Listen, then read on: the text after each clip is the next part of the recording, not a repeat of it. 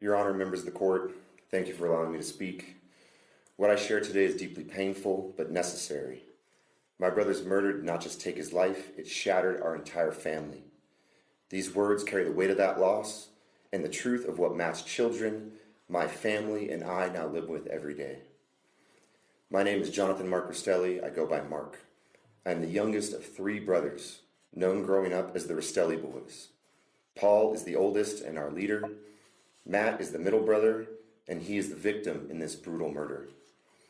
Matt was executed by the very people who were supposed to be his family. His wife, Katherine, his mother-in-law, Tracy Grist, and his brother-in-law, Kevin Ellis. They planned his murder and carried it out. They shot my brother in the back while his children slept upstairs. His name was Matt. He wasn't a headline or a statistic. He was a father, a brother, and my best friend. Matt could make strangers feel like family. He'd fix anything with a motor or build something incredible if it didn't exist. He lived with intention, loyalty, and heart. Before I tell you what happened, you need to know who Matt was. They shot Matt in the back and planted a knife in his hand while his children slept directly above the place where he took his final breath. Before I address the Black Widow in the room, I want to talk about Matt. Matt was a father of three, a brother, and my best friend for the first 26 years of my life. He was kind and friendly. The guy who would talk your ear off at a party and keep you laughing with stories. The guy who would drop everything and drive several hours to come help you get your truck unstuck from a mud pit. He had a mechanical mind like no one else. If it had a motor, he could fix it. If it didn't, he'd weld something incredible out of it. Matt's masterpiece was a green rock crawler buggy, bent and welded by hand, designed to perfection. That was Matt, creative, determined, and the most loyal person I have ever known. His loyalty to his wife was placed above everyone else in his life, and that loyalty was used against him. As the youngest of three brothers, I idolized my two older brothers, Matt and Paul. I did everything they did and wanted to be just like them. We grew up outside, fishing, mountain biking, exploring, always together. In a time before the internet and distractions, our bond was forged solid. As Matt would say, forged in steel. With the guidance of our mother Diane and late father Thomas and the leadership of my two brothers Matt and Paul, I became who I am today. I'm just a collage of the different qualities derived from my family. The prime things Matt and I shared was our love of the wilderness and our creativity. For decades, Matt wasn't just my brother. He was my role model, my mentor, and my best friend. And then everything changed. Around the time Matt turned 30, Katherine Ellis entered the picture. It was like opening Pandora's box. A Black Widow had stepped into Matt's life, spun a web, and set a trap. Before I go any further, I'm going to address Katherine directly. From the moment you crawled into my brother's life, you were determined. Excuse me, sorry. Move it up. So we're having troubles with the recording this right now. Okay. Sorry.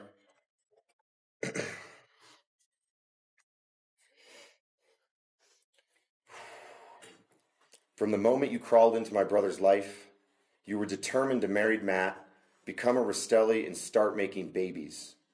You were obsessed over it. You clawed at it. And eventually you got what you wanted. You had everything. Some people aren't meant to have good things because they destroy them. And you did. You destroyed the man who gave you everything you claimed to want. A family, children, a name. From the very beginning, there was a pattern. So when Matt was shot in the back, it wasn't shocking. It wasn't random to IT fit. But Katherine can't have nice things because she breaks them like a toddler. And then you went and did it. You murdered the man that gave you everything you dreamed about. The man that gave you a family, your children, and our name, Restelli, the name you obsessed over. You are no Restelli and you never were. It makes me sick to think that name is associated with you in any way. You are and always will be Katherine Ellis, a mere image of your twisted mother, Tracy, a fraud, a black widow who devoured the man who defended you more than anyone else ever did. From day one, the red flags were there. What started that day was over a decade of psychotic behavior and abuse, a pattern of behavior and conflict that continues to this day, a black widow's pattern. Katherine first introduced herself to me in a Facebook message. Before I had even opened it, she had sent a second message saying that she and Matt had broken up and she was blocking me. We haven't even spoken. I have no idea who she is, but I was blocked. That's Katherine, erratic, childish, like a teenager stuck in an adult's body. The pattern begins. In the coming years at family events, we walked on eggshells, waiting for the explosion. Would she blow up over nothing or pass out drunk before dinner? It happened every time. It was inevitable. The pattern continues. The last time I saw Katherine before murdering Matt was at my mother's wedding reception in March of 2022. It was supposed to be a day of fun and celebration, but not with Katherine around. Multiple conflicts sprung up, and in front of all the guests, Katherine screamed at Matt's oldest son, "You're not my son! You didn't come from my loins!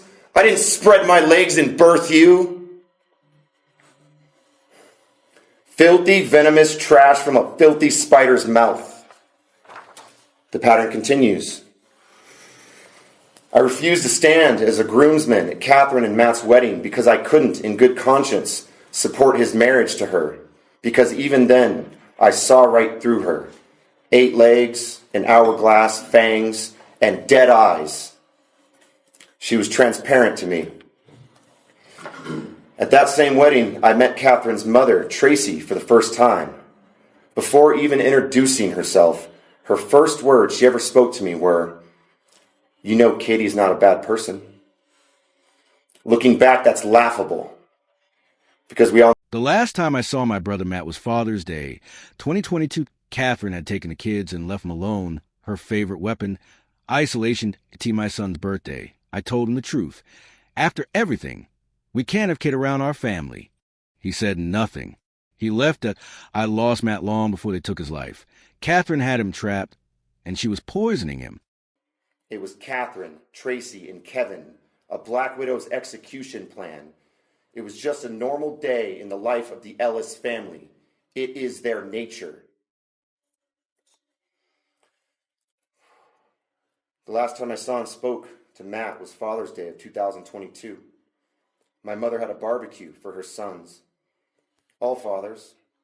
My mom had the barbecue because Katherine had just run off to Utah with the kids, ghosting Matt and leaving him isolated on Father's Day. Isolation was Katherine's favorite weapon. At the barbecue, things were going good until Matt asked me why he wasn't invited to my son's birthday party a few weeks earlier. I told him, "Matt, you're always invited, but after a decade of terrible behavior and what happened at Mom's wedding, Kelly and I are no longer comfortable having Kate around our friends and family. I didn't want to send you an invite that specifically excluded her, and I didn't want to cause you any more problems." He was upset, but Matt didn't say a word. He grabbed his things and left. Those were the last words I spoke to my brother. The reality is, I lost Matt long before Katherine, Kevin, and Tracy took his life, because Matt was loyal to Katherine over everyone else in his life, including me. She had him trapped and was injecting venom. July 2024. Katherine ghosted Matt. Took the kids to Utah for the last time that I told myself I should call him, tell him I love him. But I didn't. Then it happened. The execution plan. Kevin pulled the trigger. Tracy planted the knife. Katherine hid upstairs while Matt's children slept above the place where his heart stopped 0.7 minutes. That's how long he fought before help came. All he ever wanted was help, and she gave him none. Fast forward to July of 2024. Katherine ghosted Matt again, taking the kids to Utah for the last time. I said to my mom, "She's isolating him. I need to call him and tell him I love him and I'm there for him. But I didn't call, and I wasn't there for him. Because with Katherine, it was always drama, chaos, poison, and I didn't want to get dragged back in. That hesitation, not calling Matt when he needed me most, will forever be my greatest regret. I didn't have the character I wish I had, because Katherine's pattern of behavior had gotten to me too. I failed to help my brother when he needed me most. And then it happened, the execution plan. Matt was excited to see his family, kiss his wife, and hold his kids, but that never happened. Matt was led into a trap. Kevin pulled the trigger, Tracy planted the knife, and Katherine hid upstairs while Matt's children slept directly above the place where their father's heart stopped beating. I can only hope that Matt's soul passed through his children to say goodbye. The coroner said that Matt likely didn't die instantly. 7 minutes before calling 911. 7 minutes. What happened in those 7 minutes? Did Matt say anything? Did he call for his kids? Did he yell for help? Help! Help! Help. That's all Matt ever wanted from you, Katherine, was help. Help building a life, help building a family, help building a future for your children. But he never got help from you. You set the trap and you didn't try to help. How long was it till Matt stopped breathing? Did you hear him gasping for air? Did you smile? I think you smiled. In fact, I know you smiled. 7 minutes to call 911. 7 years married. Their daughter was 7. Katherine didn't just take Matt. She shattered lives. Now we carry the weight of her choices that I see through her. Always have. 7 minutes to call 911. You and Matt were married for 7 years. 7 minutes. Your daughter lost her father at age 7. 7 minutes. You showed your husband no mercy. 7 minutes. Why should anyone show you mercy? You took Matt's life. You took your kid's father. You stole their future together. Katherine didn't just kill Matt. She shattered lives. 3 children lost their father. My mother lost her son. Paul and I lost our brother, and I lost my best friend. Matt deserved better, but he was trapped and tricked by Katherine Ellis. The pattern never stopped.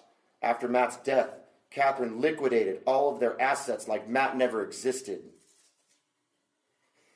The only silver lining, the only positive in all this, the only thing I cling to, is that Matt's children are finally free of Katherine. Free of her chaos, her neglect, her drugs, her narcissism. And they now have a fighting chance at life because they are with me. But that chance comes at a cost. My family dynamics have forever changed. Kelly and I now have 4 children to care for, and my 2 children don't get the same love and attention they once had, because there's only so many hours in a day and only so much of us to give. Last year, I took your daughter, Matt's daughter, to the father-daughter dance, standing in Matt's place. And I'll do it again next year, and the year after, and the year after, and the year after. But it shouldn't be me standing there, it should be Matt. Between multiple schools, multiple sports, medical appointments, and the everyday needs of 4 kids, our lives have forever become a constant balancing act. It's an entirely new full-time job stacked on top of the responsibilities we already carry. And this isn't just a short-term thing. We have decades of this new responsibility. The truth is, long after that, Kelly and I will be the ones that your children cry to, the ones they lean on, the ones that help them through life. And in the future, I hope to be the one that walks Matt's daughter down the aisle when she gets married someday. I'll teach her to love and care for her husband and put her family and her children first, unlike her arachnid mother. The truth is, we now bear the weight of Katherine's choices just as Matt did. She didn't just take his life. She dumped every ounce of responsibility she failed at onto our shoulders. And while we carry it and we do it with love, we should have never had. She'll cry for herself, not for Matt, not for what she did, only because she got caught. This is a regret. This is a pattern. Matt was loyal. He worked. He protected his family. And he was betrayed by the one person he never suspected. Katherine Ellis didn't just fail him. She destroyed her children's future. For Matthew Restelli, father, brother, my best friend, we demand a maximum sentence. Nothing less honors his life. She'll stand here loaded with emotion, not for Matt, but for herself. She will cry, not because of what she did, but because she got caught. She'll talk about her children, the pain she caused them, how much she misses them and wants to see them. I call bullshit. Katherine spent most of her children's childhood abusing and neglecting them, getting high in the camper while her kids raised themselves on iPads. Katherine wasn't Kate the mother.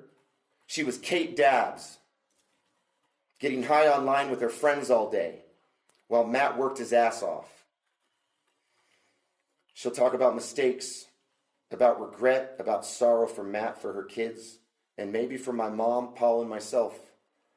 I call bullshit.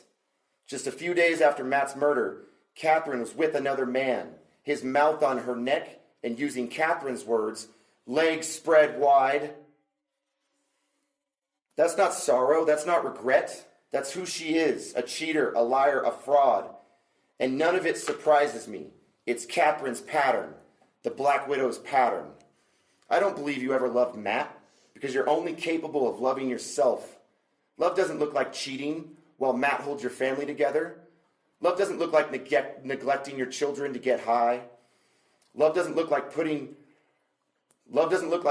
with your family to murder the man most loyal to you. Matt would have taken a bullet for you, but not in his wildest dreams would Matt have thought that bullet would come from you. You tormented Matt, spreading your legs just like your prostitute mother for every man willing.